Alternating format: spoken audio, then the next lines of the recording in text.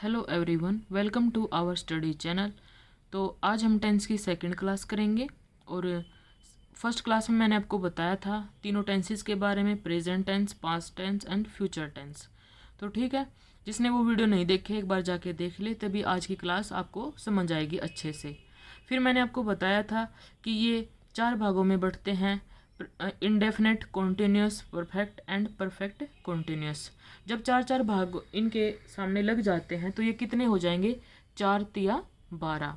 अगर आपने ये 12 भाग समझ लिए ना, तो मतलब आपको सारे टेंस क्लियर हो जाएंगे। समझ रहे हो? तो इनको समझना इतना आसान भी नहीं है। क्यों अटकती फिर दुनिया टेंस पे? अरे हम सब ऐसे, मतलब टेंस भले ही कितना भी 6th स्टैंडर्ड से क्यों ना पढ़ा जा रहा हो, बट फिर भी ये इतना मुश्किल लगता क्यों है? इसीलिए तो चलो धीरे धीरे समझने की कोशिश करते हैं। और सबसे पहले हम बात करेंगे आज इनडेफिनेट की। अब present indefinite, past indefinite and future indefinite. इसको भी समझने से पहले मैं आपको एक चीज़ बता दूं। आप सब ने ना ये 3 वर्ड हमेशा सुने होंगे, सब्जेक्ट, ऑब्जेक्ट और वर्ब। इन तीनों का नाम आपने हमेशा कहीं ना कहीं सुना ही होगा। सब्जेक्ट क्या होता है? व्यक्ति, ठीक है ना, जो व्यक्ति जिसके बारे में बात की जा रही है। ऑब्जेक्ट क्या है? कोई भी चीज या फिर वस्तु, चीज या वस्तु, ठीक है। वर्ब क्या है? क्रिया, यानी कि उस सब्जेक्ट के द्वारा किया जाने वाला काम, ठीक है। देखो ये तीनों आपको समझने पड़ेंगे।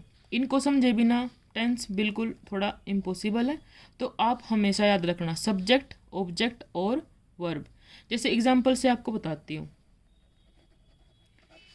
जैसे कि मैं फुटबॉल खेलता हूँ, ठीक है। ये सेंटेंस ले लिया मैंने, मैं फुटबॉल खेलता हूँ। आई प्ले फुटबॉल, ठीक है।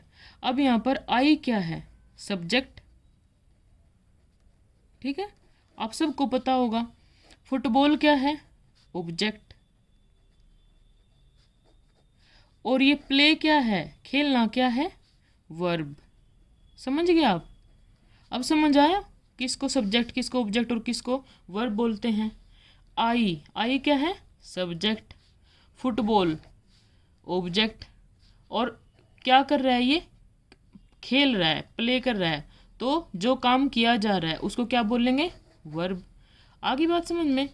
तो चलो इसको ना फिर आगे हम, अच्छा एक बार देखते हैं इसी को। अगर मैं बोलूं कि मैं फुटबॉल खेलता था,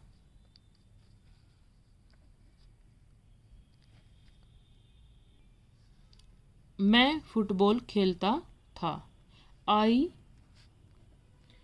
प्लेड फुटबॉल, ओके। तो देखो इसमें सब्जेक्ट वापस फिर से वही है, आई, ओके। एंड फुटबॉल क्या है? यहाँ पर ऑब्जेक्ट है।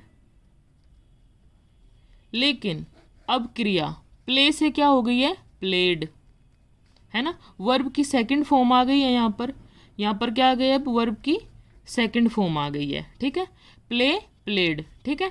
तो ये क्या है? वर्ब। समझ गए आप? तो ऐसे इसमें देखो ना तो सब्जेक्ट चेंज हुआ है ना ऑब्जेक्ट चेंज हुआ है, बट क्या चेंज हुआ है? खाली पास्ट होने से तो वर्ब की सेकंड फॉर्म चेंज हुई है, ठीक है।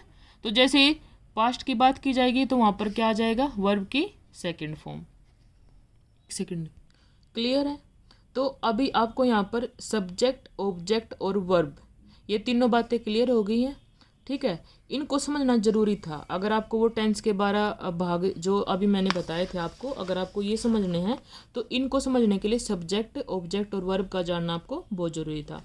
तो चलिए अब वापस सीखते हैं यहाँ पर। तो सबसे पहले मैं यहाँ पर लूँगी प्रेजेंट इंडेफिनेट, ठीक है। किसकी बात करेंगे हम? प्रेजेंट इंडेफिनेट की। Present indefinite. आपको पता है ना ये क्या होता है? देखो प्रेजेंट इंडेफिनिट की बात क्या होती है ना, ता है, ती है, समझ रहे हो? बचपन में पढ़ते थे। यहाँ पर किसका इस्तेमाल होगा? डू या डज का यूज़ होगा। ओके, खाता है, खाती है, सोता है, सोती है, खेलता है, खेलती है, ठीक है, चलता है, चलती है, इस तरीके से। अच्छा, जब मैं इसको समझाऊंगी ना, पहले ना मैं ना 3 सेंटेंस में बात करूंगी जैसे इसको 3 एग्जाम्पल दूंगी मैं इसके आपको, ठीक है? तो एग्जाम्पल से आपको बहुत अच्छे से समझ आ जाएगा। जैसे पहली बात करें हम अफर्मेटिव की।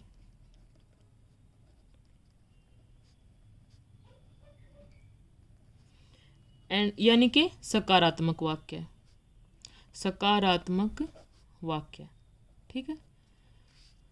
अच्छा, दूसरा नेगेटिव, ठीक है, यानी कि नकारात्मक वाक्य। And third is interrogative. Okay, प्रश्नवाचक वाक्य। अब इन 3 वाक्यों में मैं आपको एग्जाम्पल दूंगी और एग्जाम्पल से मैं आपको समझाऊंगी प्रेजेंट इंडेफिनेट टेंस, इसके रूल्स, फिर ऐसे ही पास्ट इंडेफिनेट उसके रूल्स, फ्यूचर इंडेफिनेट उसके रूल्स, ठीक है। तो चलिए सबसे पहले एग्जाम्पल लेते हैं हम। जैसे कि मैं एक एग्जाम्पल लेती हूँ,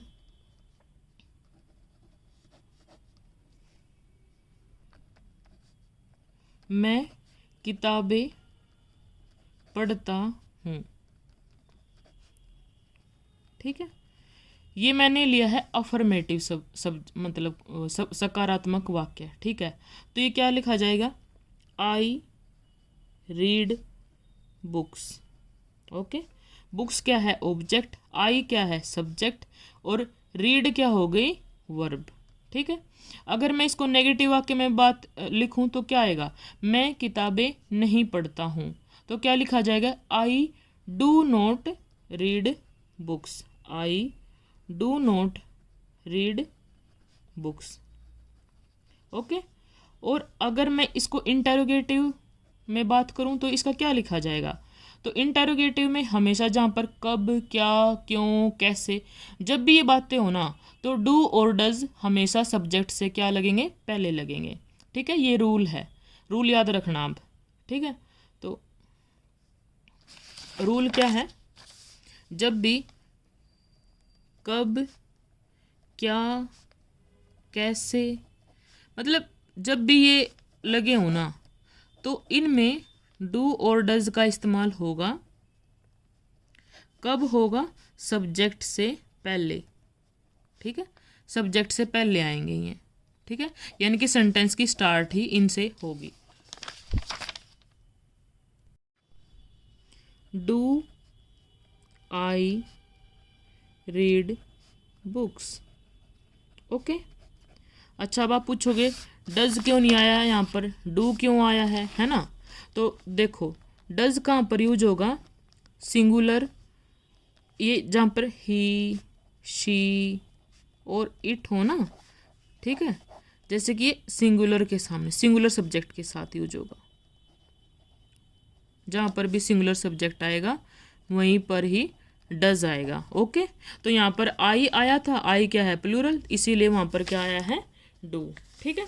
रूल आपको समझ में आ गया? तो चलो मैं एक बार आपको इसको समराइज कर देती हूँ। Subject plus object plus verb, मैंने आपको बताया है ये 3 वर्ड आपको याद होने चाहिए, आपने सुना भी होगा, पता भी होगा इनका, है ना। जैसे कि सब्जेक्ट का मतलब व्यक्ति, ऑब्जेक्ट वस्तु या चीज, वर्ब क्रिया या काम। फिर मैंने आपको बताया प्रेजेंट इंडेफिनिट, ठीक है, इसमें किसका इस्तेमाल होता है? डू या डज, ता, ते, ती, समझ रहे हो ना आप? तो फिर मैंने एग्जाम्पल दिया आपको 3, अफर्मेटिव, नेगेटिव, इंटेरोगेटिव, यानी कि सकारात्मक, नकारात्मक, प्रश्नवाचक। इन तीनों में मैंने आपको एग्जाम्पल दे के समझाने की कोशिश की है। देखो फिर मैंने एग्जाम्पल दिया आपको, मैं किताबें पढ़ता हूँ, आई रीड बुक्स, ठीक है। सेकंड, मैं किताबें नहीं पढ़ता हूँ, ये किस में है? नेगेटिव में है, I do not read books, ठीक है। थर्ड, क्या मैं किताबें पढ़ता हूँ, अब ये कौन सा है? इंटेरोगेटिव है, तो डू आई रीड बुक्स, ठीक है। फिर मैंने आपको रूल बताया क्या, कब, क्यों और कैसे, तो वहाँ पर क्या होगा? डू या डज का यूज़ करते हैं सब्जेक्ट से पहले, ठीक है। अब यहाँ पर क्या आया था, इसीलिए मैंने डू का इस्तेमाल किया है, ठीक है। अच्छा, फिर मैंने आपको बताया कि भाई यहाँ मैंने डू ही क्यों लिया है, डज का इस्तेमाल क्यों नहीं किया है। तो डज मैंने आपको बताया सिंगुलर सब्जेक्ट से पहले आता है, एक वचन से पहले आता है, लाइक ही, शी और इट, ठीक है। मैंने आपको यहाँ पर पेज पे इसलिए समराइज़ किया है क्योंकि शायद आपको जब मैं पढ़ा रही थी थोड़ा बहुत समझ आया होगा। अब आपने लिखा हुआ देख लिया ना, तो अब आपको रिवाइज हो गया और अच्छे से समझ आ गया होगा, ठीक है। तो अगर फिर भी नहीं आता तो 2-3 बार वीडियो देखोगे तो अच्छे से समझ आ जाएगा, ठीक है। तो चलिए नेक्स्ट चलते हैं आगे। अच्छा, एक रूल ये है कि अगर सिंगुलर नाउन हो ना, सिंगुलर नाउन दी हो, जैसे कि ही, शी या फिर इट, तो इनके साथ क्या आएगी, वर्ब की फर्स्ट फॉर्म के साथ एस या फिर ई एस लगता है, ठीक है। ये आप याद रख लेना, ठीक है। जैसे कि मैंने बताया था ना, हाँ, जैसे कि ही गोज़ टू कॉलेज, ठीक है। ही गोज़ टू कॉलेज, तो ही आया है, सिंगुलर नाउन है, तो इसके ये गो थी ना वर्ब, फर्स्ट फॉर्म थी, इसके साथ क्या लग गया, ई एस लग गया। समझ गए आप, इसके साथ क्या लग गया, ई एस। ही यहाँ पर क्या है, सब्जेक्ट है, ठीक है, और कौन सा है, सिंगुलर सब्जेक्ट है।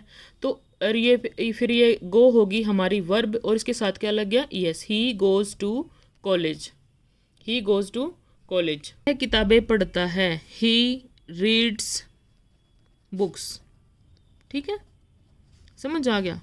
यहाँ पे भी ही के साथ क्या लग गया, वर्ब की फर्स्ट फॉर्म के साथ क्या लग रहा है, एस लग रहा है। वर्ब की फर्स्ट फॉर्म के साथ क्या लग रहा है, एस, ठीक है, समझ आ गया ना। अच्छा, एक रूल ये है कि अगर कभी भी हु से स्टार्ट होता है, ठीक है, अगर कोई भी वाक्य हु से स्टार्ट होता है ना, तो उसके साथ कभी भी डू और डज का इस्तेमाल नहीं होगा, डू और डज का यूज़ नहीं होता है, ठीक है। ये भी आप याद रख लेना। एग्जाम्पल होता हूँ, जैसे कि कौन कॉलेज जाता है, हु गोज़ टू कॉलेज, ठीक है। जैसे कि कौन शोर मचाता है, हु मेक्स नॉइस। क्या यहाँ पर डू और डज का इस्तेमाल हुआ है, नहीं।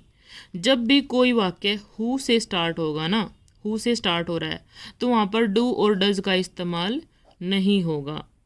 और या फिर होना होगा ना, तो या तो डू से ही स्टार्ट होगा और या फिर हु से स्टार्ट होगा। ये इंटरोगेटिव सब्जेक्ट की, इंटरोगेटिव से वाक्यों की ना खासियत होती है, ठीक है। ये रूल है, ठीक है, इस रूल को आप याद रखना, ठीक है। एक रूल हो रहा है,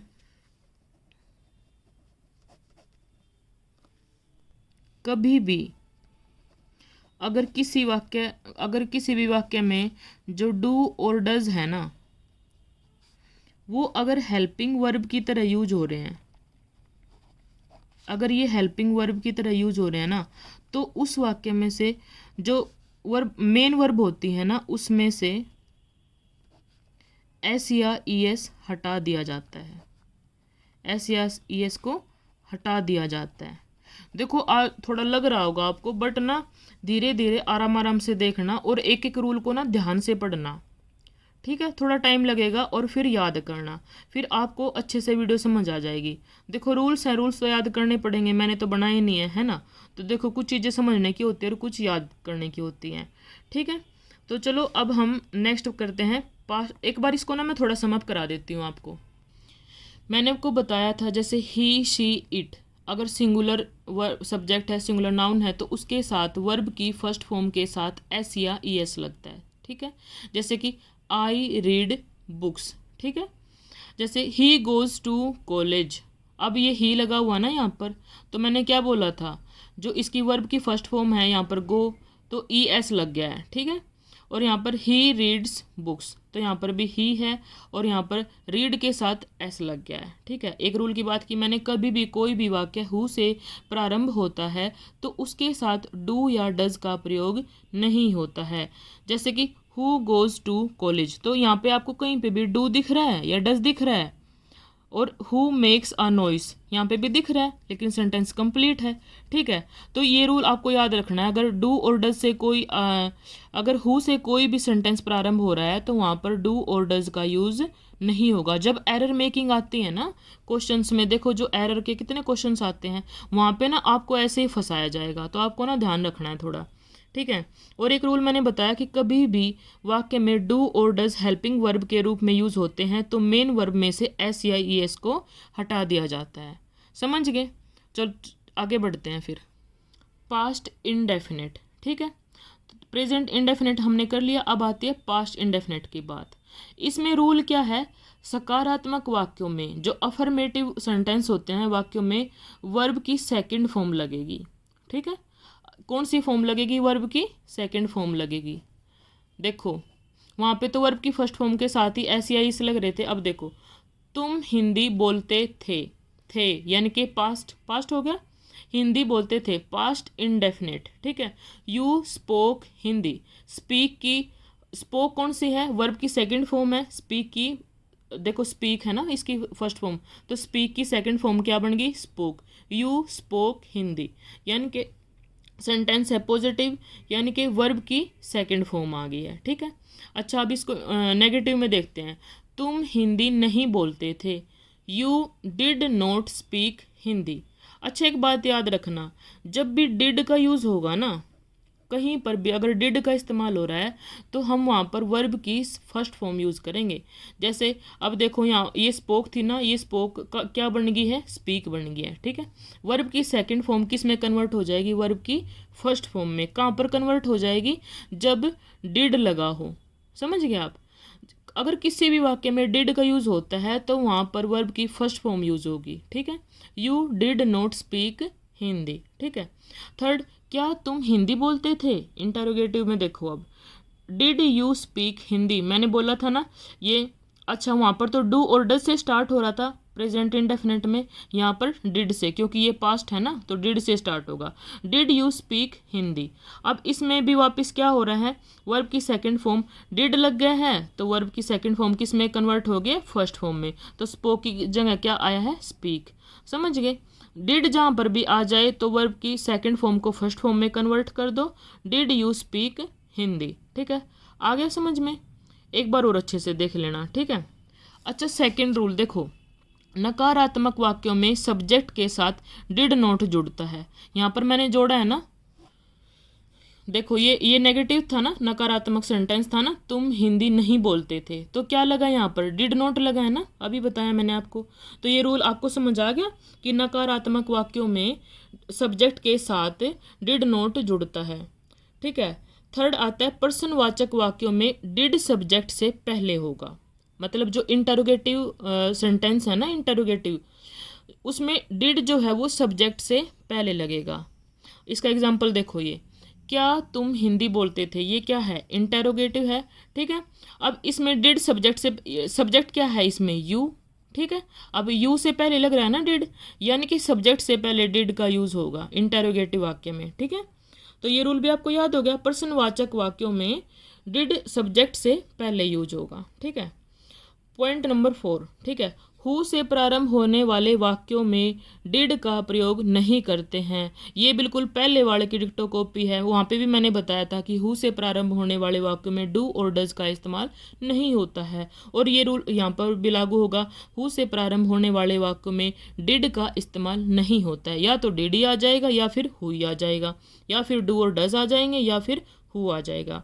अच्छा, और एक चीज़ और आ जाएगी, वर्ब की फर्स्ट फॉर्म से सेकंड फॉर्म में कन्वर्ट हो जाएगी। ठीक है, अच्छा चलिए नेक्स्ट चलते हैं। अभी अब आता है नेक्स्ट फ्यूचर इंडेफिनिट। ठीक है, इसमें बताया था ना मैंने आपको, इसमें भविष्य में होने वाली बातों के बारे में बात की जाएगी, जो काम होने वाला है, आने वाले कल की बात की जाएगी। ठीक है, अच्छा तो इसमें लगेगा विल या शैल का यूज़ होगा। ठीक है, विल और शैल का पंगा चलेगा इधर। ठीक है, तो देखो एग्जाम्पल से आप समझते हैं। आप हिंदी बोलेंगे, ठीक है, आप हिंदी बोलेंगे, ये कौन सा सेंटेंस है, अफर्मेटिव होगा, सकारात्मक है। You will speak Hindi, you will speak Hindi, तो किसका यूज हो रहा है, विल का, ठीक है। जब भी फ्यूचर की बात आ जाए तो विल और शैल का इस्तेमाल करेंगे हम, ठीक है, तो यहाँ पर विल का इस्तेमाल हो रहा है। अच्छा, फिर आप हिंदी नहीं बोलेंगे, ये कौन सा है, नेगेटिव वाक्य है ना, नेगेटिव वाक्य, तो इसकी क्या हो जाएगी, you will not speak Hindi, ठीक है। आप देख रहे हो वर्ब की फर्स्ट फॉर्म में इस्तेमाल हो रही है। अच्छा, क्या तुम हिंदी बोलोगे, अब ये कौन सा होगा, इंटरोगेटिव है ना, प्रश्नवाचक वाक्य है, तो इसमें विल से स्टार्ट हो जाएगा पंगा, ठीक है। Will you speak Hindi, will you speak Hindi, तो कहाँ से स्टार्ट होगा, विल पहले आ जाएगा, ठीक है। सब्जेक्ट से पहले किसका इस्तेमाल होगा, विल का इस्तेमाल होगा, ठीक है।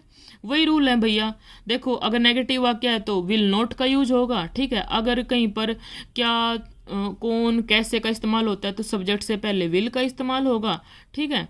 तो और यहाँ पर वर्ब की फर्स्ट फॉर्म इस्तेमाल हो रही है, ठीक है। आप इनको देख लेना एक बार अच्छे से, बाकी ज़्यादा लंबा नहीं करते हैं, नहीं तो आप बोर भी हो जाओगे और कुछ समझ नहीं आएगा। तो चलिए नेक्स्ट की वीडियो में मिलते हैं, और गुड लक, गुड स्टडी। आज की वीडियो को अच्छे से